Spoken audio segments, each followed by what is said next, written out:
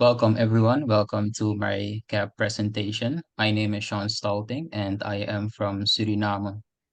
My project was and still is about helping the Maroon communities by coming up with a solution to generate green electricity for them so that they can enjoy it basically 24/7. Our project focuses on the Maroon community and also the indigenous communities dealing with challenges due to inadequate electricity access. Our project focuses on these four SDGs. Number seven, affordable and clean energy.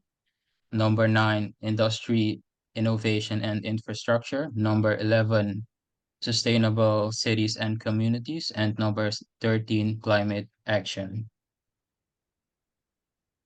Here are the goals we set up. We made a short-term goal and also a long-term goal. Our short-term goal focuses on one village called Gansei, which is the village where my friend Nafaldo grew up in. He's the one in the background. Our goal is to start there and make a solution where they will have 24/7 green electricity so that they won't need to use the gasoline generators anymore, which is bad for them and also bad for the planet because it's generating CO2. Our long-term goal is to use the same solution we built and use it for other communities that also need help when it comes to electricity. In other words, our project will be ongoing. The impact looks small because we are eliminating the use of a couple of gasoline generators, but you should not underestimate the impact. We ensure that in the future, they never have to think about generating electricity using fossil fuel or any other type of method that might harm the planet. Meet our amazing team. We have the finalists, that's me, Shawn Stolting, our amazing mentor, Nolan Seal, and also our amazing and helpful ambassador, Natalia Morales. And also our amazing members, Nafaldo Fola, Diego Monco, Rachel Wittenberg, Usher Grootvam, Chesron Randweg, and Mira. When we started our project, we made a roadmap for ourselves to follow. But if I'm being honest with you, our roadmap looks nothing like this anymore. And the reason for that is because of all the challenges that we faced when doing this project. We had to adjust constantly. And that's why I think it's important to be flexible when doing these types of projects, because the road will change, but the goal should always stay the same. Let me now present to you what our timeline looked like and the progress we made. In November 2023, when I came back from the trip, one of the first things we did was present our cap to the First Lady of Suriname. Her reaction was very positive, and she also told us that we could use her network whenever we needed to get things done quicker. In December, we did some research on water rights and land rights because that was very important for our projects to set up.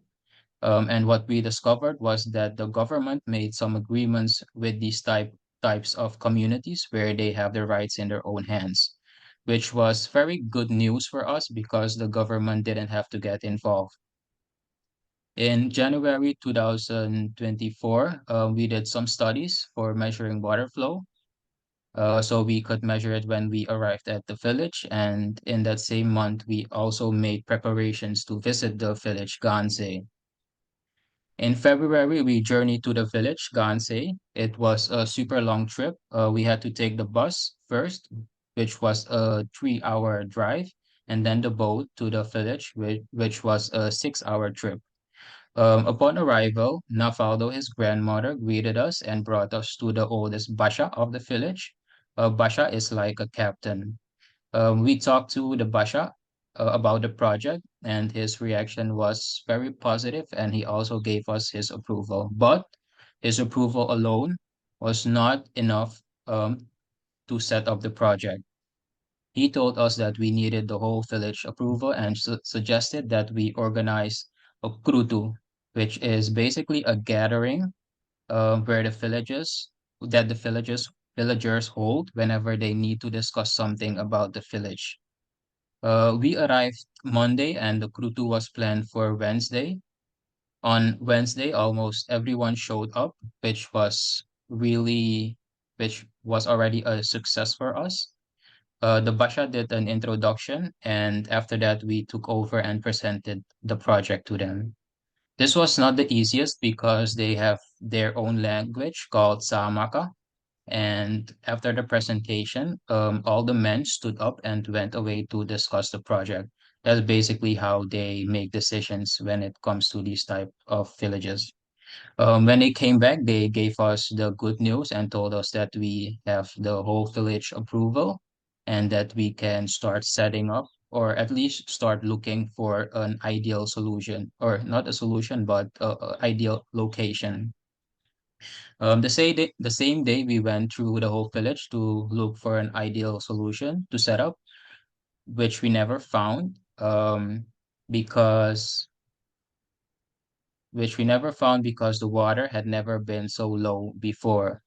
To capture some of the locations, we made some videos because the next day we had to travel back to the capital. In March, we expanded our team from 4 members to 9 members. We also had a setback because we could not find the right location, which was important because we had to fulfill some of the requirements when setting up a whirlpool. So in the end, what we did, we decided to actually take a step back from turbulent solution and explore other approaches for generating green electricity. In April, we decided to switch to solar energy instead of hydro, but that came with challenges because of the high prices of lithium batteries that are needed to store electricity. Right now, we are exploring alternative storage methods that don't rely on lithium batteries, and that's where we are basically right now with this project. So what's next? We made a promise to the villagers of Kansai that we would continue with the project until we achieved our goal, which is very important for us. So after the finals, we will still hold our monthly meetings and continue working on this project. As last, I would like to close this presentation off by presenting the key learnings of this project. Number one, adaptability, which is needed when facing unexpected challenges. Number two is community engagement, which is very important to secure local support.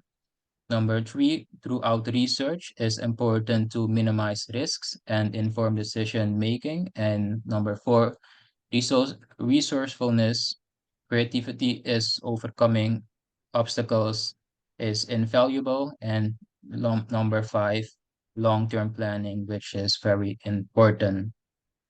Thank you for listening. I hereby close of my presentation. Thank you.